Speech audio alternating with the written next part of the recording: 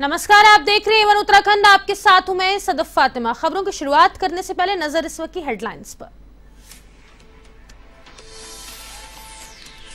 पुष्कर सिंह धामी की अध्यक्षता में मंत्रिमंडल की बैठक, 7 प्रस्तावों को मिली मंजूरी। देहरादून में लागू होगा उत्तराखंड स्वच्छ गतिशीलता परिवर्तन नीति का पायलट प्रोजेक्ट।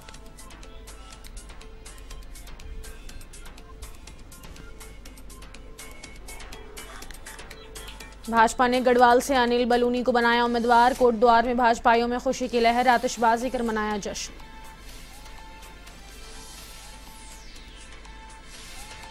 बैरागीवाला ग्राम पंचायत में हुआ हंगामा, शांति के लिए पुलिस को हस्तक्षेप करना पड़ा। सरकारी धन के दुरुपयोग की जांच को पहुंची थी टीम। गदरपुर में आंगनबाड़ी कार्यकर्ताओं का प्रदर्शन जारी, वेतन बढ़ाने की कर रहे हैं मांग नहीं माने जाने तक उग्र आंदोलन की दी चेतावनी।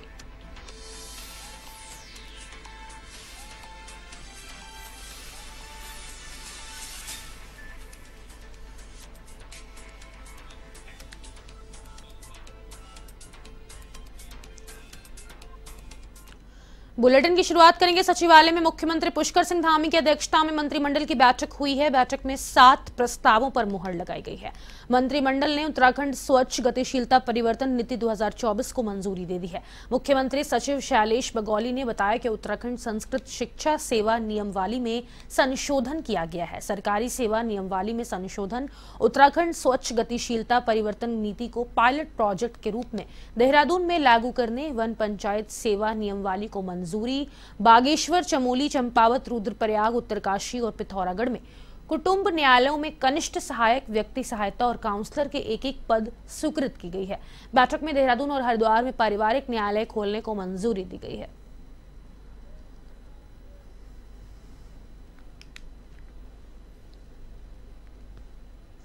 सिटी बस ऑपरेटर हैं, वो अगर अपनी व्हीकल को समर्पित करते हैं, परमिट को समर्पित करते हैं, तो 25 से 32 सीटर अगर वो सीएनजी या वैकल्पिक ईंधन वाली गाड़ी लेते हैं तो 50% तक की सब्सिडी, 15 लाख, अधिकतम 15 लाख वो उनको कैपिटल सब्सिडी दी जाएगी।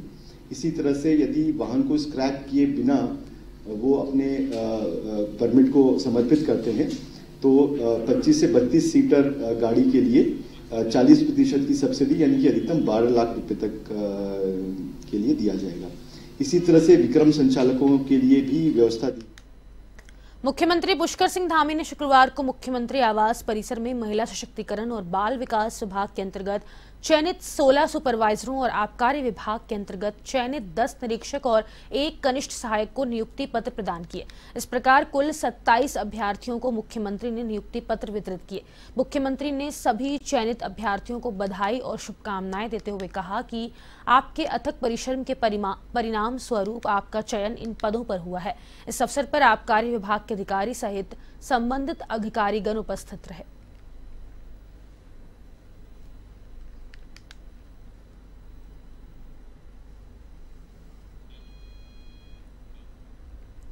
गढ़वाल लोकसभा सीट से पूर्व राज्यसभा सांसद अनिल बलूनी को भाजपा ने प्रत्याशी घोषित कर दिया। इसके बाद कोटद्वार के भाजपाइयों में खुशी की लहर है। भाजपा कार्यकर्ताओं ने कोटद्वार के झंडा चौक पर आतिशबाजी करते हुए जमकर जश्न मनाया। इस दौरान भाजपा नेताओं ने केंद्रीय नेतृत्व का आभार जताया। बहुत बहुत धन्यवाद करते हैं कि जिस तरीके से हमारे जो राष्ट्रीय मीडिया प्रभारी है और पूर्व राज्यसभा सांसद हैं, उनको उत्तराखंड को गढ़वाल सभा का जो टिकट दिया गया नाम है, निश्चित रूप से हम सब कार्यकर्ता बड़े प्रफुल्ल हैं और निश्चित रूप से मैं समझता हूं कि एक ऐतिहासिक जीत होगी पूरे उत्तराखंड 5 सीट में। गदरपुर के खंड विकास अधिकारी कार्यालय के बाहर आंगनबाड़ी कार्यकर्ताओं का 24वें दिन भी धरना प्रदर्शन जारी है। इस मौके पर आंगनबाड़ी कार्यकर्ता लक्की मंडल ने आक्रोश जताते हुए कहा कि राज्य सरकार नारी शक्ति की बात कहती है और नारी शक्ति सड़कों पर बैठी है। दरअसल पिछले कई दिनों से आंगनबाड़ी कार्यकर्ताओं की ओर से अपने वेतन बढ़ाने को लेकर विरोध प्रदर्शन किया जा रहा है। साथ ही उनका कहना है कि जब तक उनकी मांगे नहीं मानी जाती तब तक आंदोलन जारी रहेगा।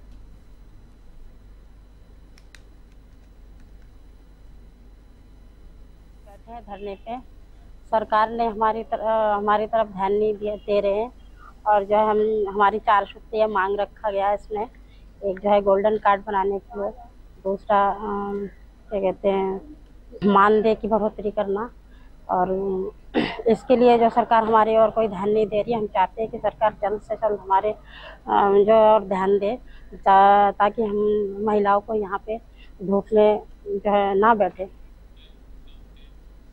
डेंगू की रोकथाम के लिए नगर निगम 20 मार्च से फॉगिंग अभियान शुरू करेगा। पूर्व में ये 15 मार्च से शुरू होना था। मुख्य नगर स्वास्थ्य अधिकारी डॉक्टर अविनाश खन्ना ने बताया कि डेंगू नियंत्रण के लिए हमारा माइक्रो प्लान सुनिश्चित है, लेकिन अभी सुबह शाम मौसम सर्द हवाओं का बना हुआ है, जिसकी वजह से अभी यह अभियान शुरू नहीं किया जा रहा है। जैसे ही मौसम साफ होगा इसे शुरू कर दिया जाएगा।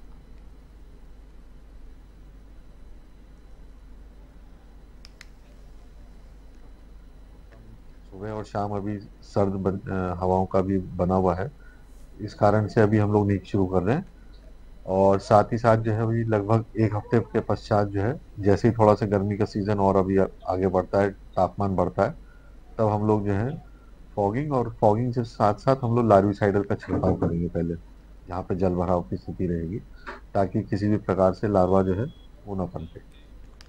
विकासनगर विकास खंड की बैरागी वाला ग्राम पंचायत में जमकर हंगामा हुआ, जिसको शांत कराने के लिए पुलिस को हस्तक्षेप करना पड़ा। दरअसल बैरागी वाला ग्राम पंचायत में विकास कार्यों में हुई अनियमितताओं और सरकारी धन के दुरुपयोग को लेकर ग्रामीणों ने जिलाधिकारी को शिकायत की थी। जिला पंचायत राज अधिकारी विद्या सिंह सोमनाल की अगुवाई में टीम जांच को पहुंची तो उसे ग्रामीणों के आक्रोश का सामना करना पड़ा।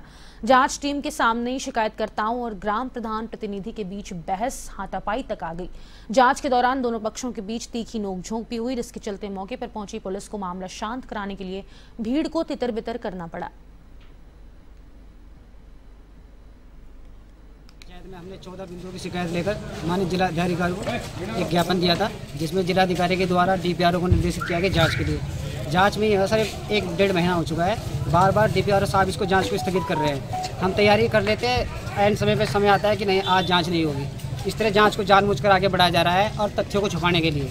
मैं आरटी कार्यकर्ता हूँ और मैंने आरटी के माध्यम से जो जानकारी ली है उसके आधार पर मैंने सूचना डाली है, लेकिन मुझे अपनी जान मान का भी खतरा है। मुझे झूठी धमकी दी जा रही है। खुलासा यह है सर, हमने दिखाया कि यहाँ पे स्नान घर में 2020 में तो बोल रहे हैं कि धांधलीबाजी से कार्य किया है। मैं ये बोलती हूँ जब कार्य हो रहा है, धरातल पे ही हो रहा है, गांव में हो रहा है, उस टाइम वो लोग कहाँ होते हैं? वो उस टाइम बोले कि प्रधान जी ऐसे नहीं, ऐसे कार्य कराना है। अगर हम ना कराएं तब हमारी धांधलीबाजी है ना। हमने कार्य कराया, सबकी सहमति से कराया। आस पड़ोस वालों को पूछा कि भाई कैसे करना है, उन्होंने बोला कि ऐसे ऐसे करना है, यहाँ पे गंद रहता है, इस पर स्लेब डालने हैं नालियों पे और पुलिया बनानी है, प्रस्ताव में पहले काम चढ़ता है, ये तो सभी को पता है। यहाँ पे कुछ ग्रामवासियों की शिकायत थी कि ग्राम पंचायत में कुछ कार्य वो सही ढंग से नहीं हुए या कुछ मौके पे नहीं हुए, तो उसकी जांच के लिए मैं आया था। और जांच में मैंने जो काम देखे हैं उसमें 2 पुलियाँ ऐसी हैं जिसमें जो फाइल में बिल लगे हुए उसमें सरिया का इस्तेमाल करना बताया गया है, लेकिन जो उसमें एस्टिमेट लगे उसी फाइल में, उस एस्टिमेट में सरिया का कोई प्रोविज़न नहीं है। तो उसमें प्रोविज़न नहीं है तो फिर एमबी भी उसी हिसाब से होती है कि भाई इसमें जब सरिया नहीं लगी है तो एमबी। वन विभाग के आंकलन इस वर्ष दुर्लभ वन्य जीवों की श्रेणी में हिम तेंदुए यानी स्नो लेपर्ड की आबादी देवभूमि उत्तराखंड में अब पहले के मुकाबले काफी बढ़ गई है। इस बात को लेकर मुख्य वन्यजीव प्रतिपालक डॉक्टर समीर सिन्हा ने कहा कि उत्तराखंड के जिन इलाकों में हिम तेंदुए पाए जाते हैं उनका आंकलन किया गया है और ये बहुत ही खुशी की बात है कि लद्दाख के बाद अब उत्तराखंड हिम तेंदुओं की आबादी में दूसरे स्थान पर आ गया है। उन्होंने कहा कि लद्दाख में 477, उत्तराखंड में 124 और हिमाचल प्रदेश में 51 हिम तेंदुए पाए गए हैं। हमारा ये प्रयास है कि हमारे जो महत्वपूर्ण वन्यजीव हैं उनकी स्थिति का आकलन नियमित रूप से किया जा सके, इससे उनके प्रबंधन के लिए भी हमें बहुत मदद मिलेगी।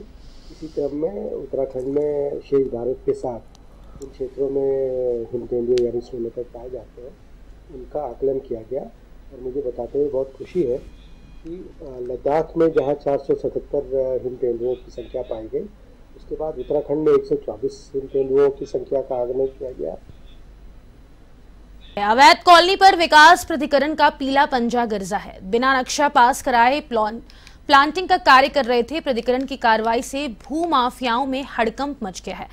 विध्वंसानी कॉलोनी समेत ग्रीन सिटी कॉलोनियों पर ध्वस्तीकरण की कार्रवाई की गई है। इस कॉलोनी को बनाने के लिए विकास प्राधिकरण से अनुमति नहीं ली गई, ना ही नक्शा पास किया गया। इससे पहले इन कॉलोनियों पर चालानी कार्रवाई की गई थी, उसके बाद शुक्रवार को ध्वस्तीकरण की कार्यवाही की गई है।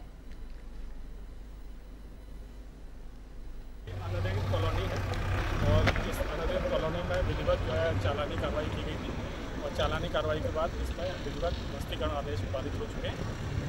तो ध्वस्तीकरण आदेश का पालन हम लोग कर रहे हैं। नक्शा पास नहीं है, कोई भी रूप से इन्होंने कोई स्वीकृति नहीं दी है। अभी अब जैसे जैसे निर्देश होंगे अभी फिलहाल जो निर्देश हैं उतने कर रहे हैं। उसके जल जीवन मिशन के तहत देहरादून जनपद के सभी गांव को ODF प्लस बनाने का काम तेजी से चल रहा है। वहीं मुख्य विकास अधिकारी झरना कमठान की अध्यक्षता में अधिकारियों के साथ हुई बैठक में देहरादून के 638 गांव में करीब 629 गांव ODF प्लस होने की बात सामने आई थी, लेकिन अभी भी विकासनगर ब्लॉक के कुछ गांव ODF प्लस होने बाकी हैं। इस बात को लेकर मुख्य विकास अधिकारी ने कहा कि जनपद के 638 गाँव में से विकासनगर ब्लॉक के केवल 6 गाँव ODF प्लस होने बाकी हैं, जिन्हें मार्च के अंत तक ODF प्लस कर दिया जाएगा।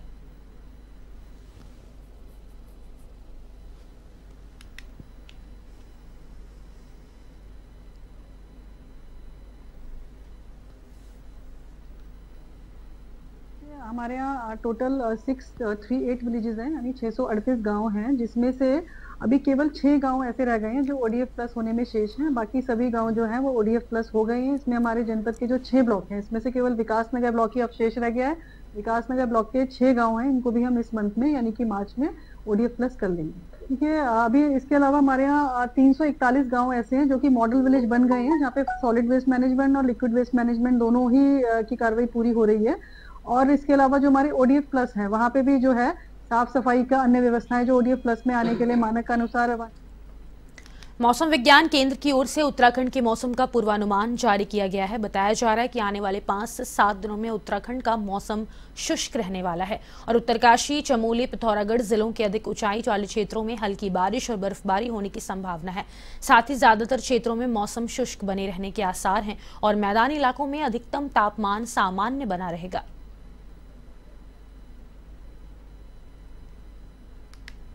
अभी तापमान की बात करें तो मैक्सिमम मिनिमम टेम्परेचर में अभी काफ़ी डिफरेंस हो गया है। जैसे आपने बताया सुबह और रात के वक्त काफ़ी ठंडा है, लेकिन दिन में धूप निकल आती है तो जो है मैक्सिमम टेम्परेचर बढ़े हुए हैं। तो इसके बीच का डिफरेंस देखेंगे तो मैक्सिमम मिनिमम के बीच का डिफरेंस करीब 14-15 डिग्री सेल्सियस है, काफ़ी ज़्यादा है। तो जिसके चलते जो है खांसी, जुकाम या इस टाइप की बीमारियाँ लोगों को अक्सर जो है देखने को मिलती है। तो इस मौसम में ये कि जो सावधानी बरतें। जनपद उधम सिंह नगर की खटीमा पुलिस ने एक दुष्कर्म के आरोपी में नितिन सिंह राणा को गिरफ्तार कर आवश्यक कार्रवाई करते हुए जेल भेज दिया है। आपको बता दें कि अभियुक्त के खिलाफ पूर्व में दुष्कर्म के आरोप में मामला दर्ज किया गया था। ऐसे में पुलिस की ओर से कार्रवाई करते हुए अभियुक्त को गिरफ्तार कर जेल भेज दिया गया है।